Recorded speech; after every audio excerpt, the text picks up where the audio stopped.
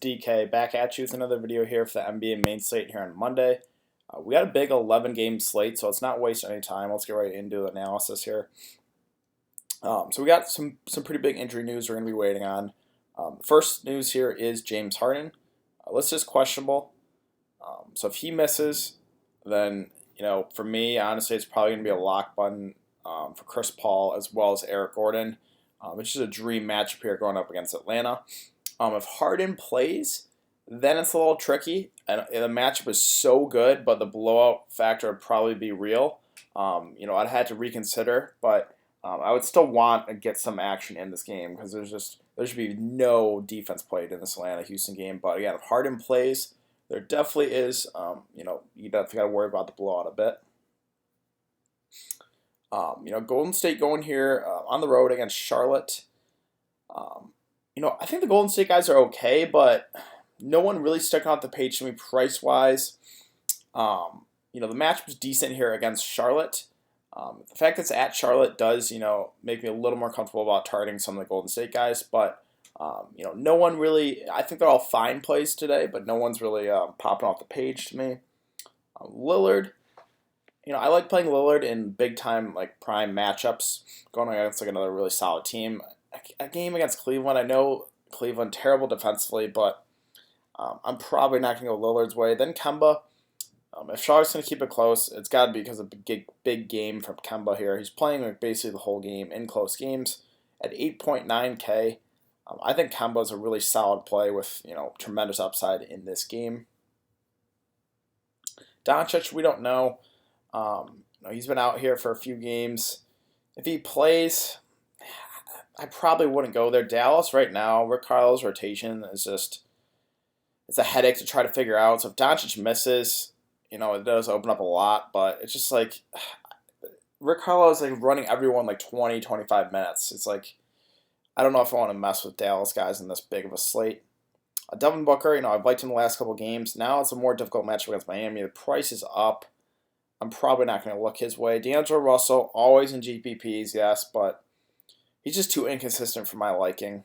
Chris Paul, again, him and Eric Gordon, if Harden are out, I would really, really like. I played them both on Saturday at low ownership, too, and they both did really, really well. So I would definitely consider going right back to the wall with Chris Paul and Eric Gordon if Harden's out. Trae Young, definitely, if I want a piece from Atlanta, it's probably going to be Trae Young or Bazemore if, we already got Taurean Prince out, and if Herter's out too, then, Bazemore will be locking into some minutes. So I think it'll be Trae Young and Bazemore for me on the Atlanta side.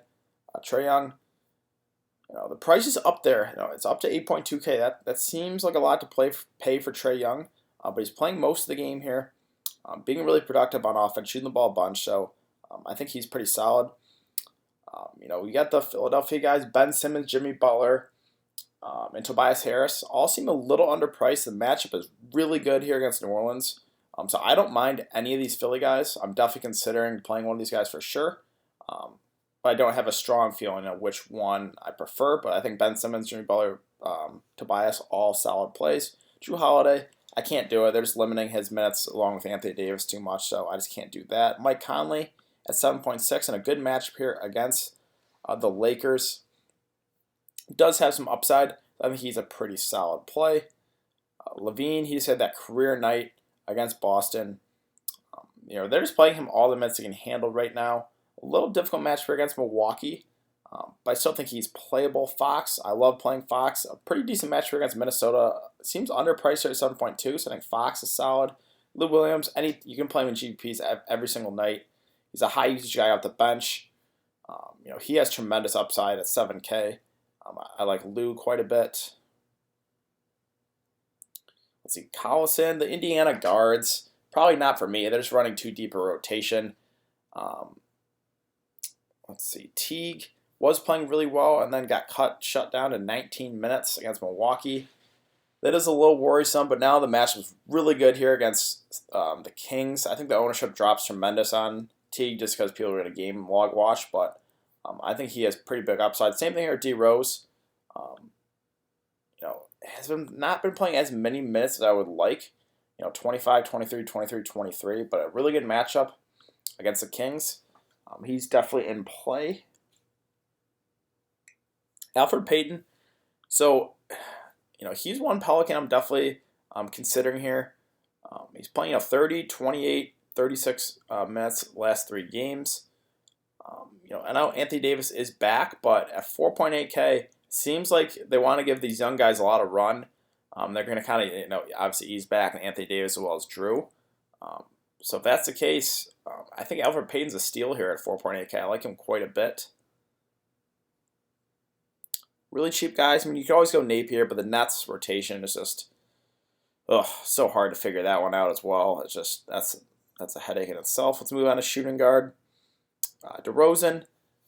A couple of Spurs guys I think are definitely in play. A decent matchup against Brooklyn, but I think there are better plays. I did miss, actually, I just realized I missed Eric Bledsoe here at 6.4. Usually I pass over the, Bledsoe, Middleton.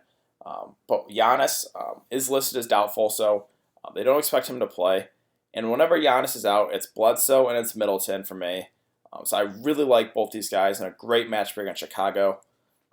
So yeah, Bledsoe, Middleton, strong considering, I'm definitely considering playing both of them. Let's see. We're back to shooting guard. Middleton again, yeah. Him and Bledsoe are just too cheap. Both priced around 6K in a dream matchup. No Giannis. I really like both those guys. Wiggins, I'm kind of torn here. I hate playing this guy, but he's just playing all the minutes he's going to handle. Such a good matchup.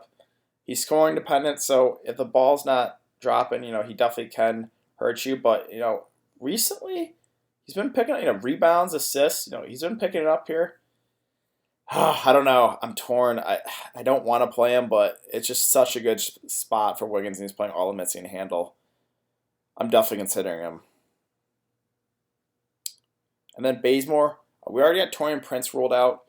If Herder misses 2, then Bazemore should be asked to play all the minutes he can handle. Played 34 and 33 minutes last 2 games, so definitely consider him. Bogdan got into some foul trouble, unfortunately, against OKC. Only played 24 minutes, but Dave Yeager wants to continue this lineup, so Bogdan's going to stay in the starting lineup. I still think he has a lot of upside here at 5K. He just seems too cheap. So I kind of like a bounce back here for Bogdan. Eric Gordon, again, him, Chris Paul, if Harden's out. Those are the guys I'd probably just lock and load.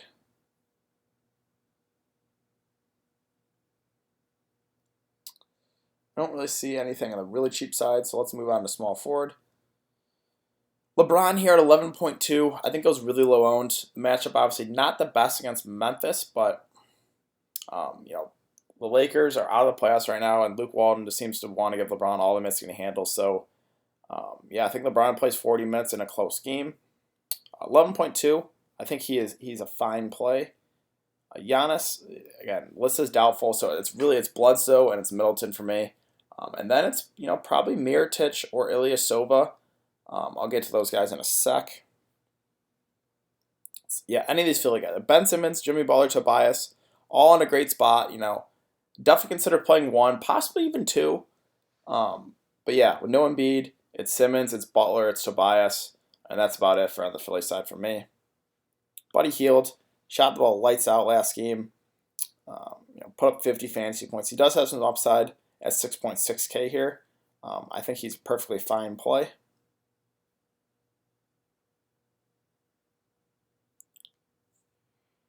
Let's see. LeVert, I just don't know if I want to mess with Brooklyn right now in their minutes. So up and down, 30, 21, 30. We just don't know. He does have upside, but I just don't think I want to go there on this slate. Harrison Barnes at 4.8. Kind of a lower usage guy, but he's playing some decent minutes. I think he's solid for cash games.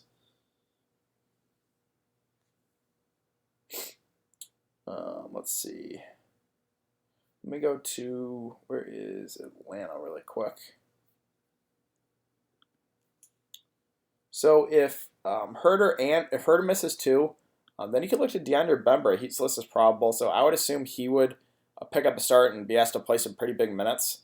So I think he'd be a really solid play. if Kevin Huerter is out. And let's see, where were we? Okay. PJ Tucker, I would definitely consider. Obviously it's Eric Gordon and it's Chris Paul. PJ Tucker had a huge game with no James Harden. I don't think we can expect that again, but if Harden misses again, in such a good matchup, I would definitely consider playing PJ Tucker there at 4.1. Okay, let's move on to power forward. See, Anthony Davis, I just don't think I can do it. I mean, maybe take a shot in GPPs, but they just don't seem to want to give him enough minutes where I can, consider playing him. If he's going to play close to 30 minutes, then I would definitely consider playing Anthony Davis, but I just don't know. I just don't know if they're going to give him that many minutes. Lauri Markkanen has been playing really well here, 7.9K. He also is playing all the minutes he can handle. We're going to be rolling out to the Bucks front court. Brook Lopez, not the best defender. Lauri has really shown, pretty good consistency here. So I think he's a really solid play here at 7.9K. Aldridge, I do like targeting bigs against Brooklyn. He got into some foul trouble here against New York, so only played 21 minutes, so I think he is kind of fresh. So I think that's a positive for Aldridge at 7.5K. I think he goes pretty low on in the slate, but I think he's definitely in play. Kevin Love, I played him last game against Memphis. I thought he was going to play a few extra minutes, only played 26, but got 54 fantasy points. A slightly difficult matchup here against, Nurkic, but I think Kevin Love is definitely underpriced here at 6.9K, so I think he's firmly in play. Marvin Bagley, been playing some really solid minutes here. They've been playing him and Cauley Stein together a decent amount. 34 and 36 minutes here the last two games. He does have some upside. Minnesota plays big. I think Bagley is a really solid play here at 6.5. Sabonis, I'd be all over him if Miles Turner does miss again. It's just an easy play whenever Miles Turner misses, is lock and load Sabonis. So yeah, I would really like him if Miles Turner's out again. Let's see, for Reed, so they started for Reed and Capella next to each other. Reed played 33 minutes. If Harden misses again and they start for Reed again, at 5.5K, I would definitely consider him. It's such a good matchup. Then we get to the Bucks here. We got Mirotic and we got Ilyasova would be the next two Bucks that I would consider. Let me go to Milwaukee.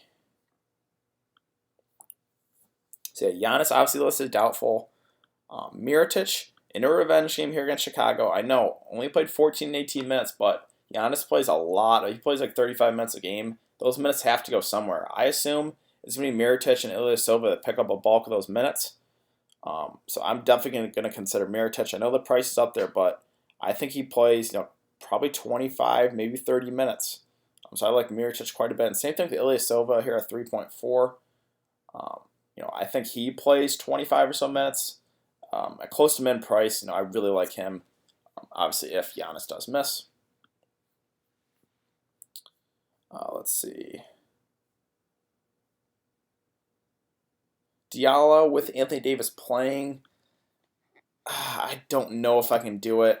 The Pelicans front court's kind of crowded. They got AD, they got Randall, they got Okafor, they got Diallo. I know he's been playing really well, but he's priced up now to 4.8K. I'll probably pass. Taj and Saric, I would definitely play them both if Karl-Anthony Towns is out, but he's listed as probable, so I don't think we have to go. I mean, I think either of them are fine, but with Cat back, I don't think they're the best plays.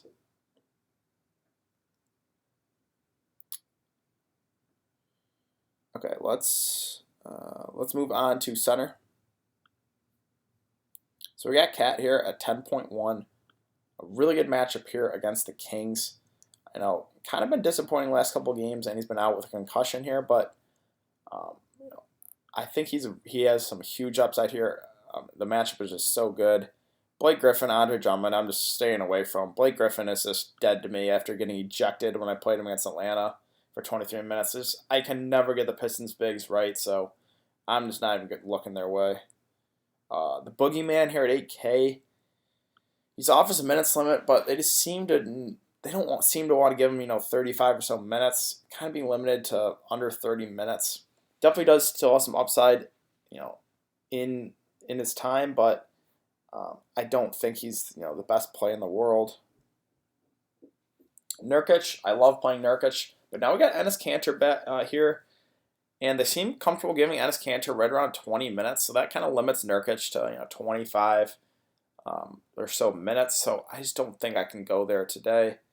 A Capella, if Harden misses, I would definitely consider. Atlanta does run big, so I think Capella would be a pretty solid play here at 7K. Either way, I mean, even if Harden plays, I still think Capella does have some upside.